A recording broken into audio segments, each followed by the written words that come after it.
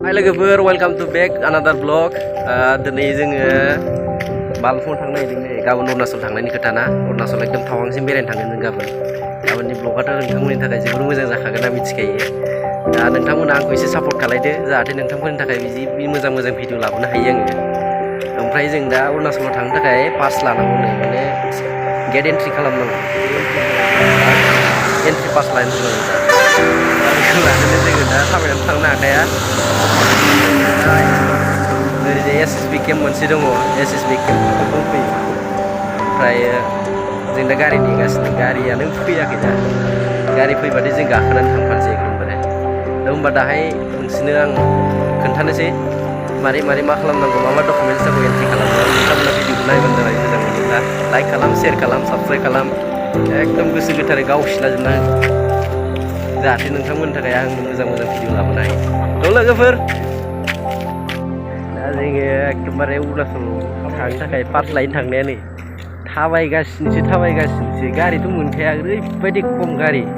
जि गंसे गंनै खारो एकदम भिआइपि गोजाखा गंसे फैगासिनो दाब्बा गारिसो ना गारिफोरखौ एकदमबारे खम खस्थ' खालामनांगौब्रा एसे थाबायगासिनो जों थाबायनानै थांसै खोमा दा आथिं साजोबबाय जाखाया लाजाखाया दिनै जोंना दा अरुणाचलनि गेट पास टिकेट लायनो थांनाया मा जाखो थांनायाथ' थांबायमोन ओमफ्राय बानायग्रा मानसि गैया जाहैबाय बाखि सब कमप्लिट जाजोब्बाय ओमफ्राय दा दिनै मोननाय नङासो होनना बुंबाथाय गाबोनसो फैफिननो खिन्थाबाय जोंखौ गाबोनबाथ' जोंहा जेबो प्रब्लेम गैया गैनायालाय गाबोनसो थांखागोन ना ओमफ्राय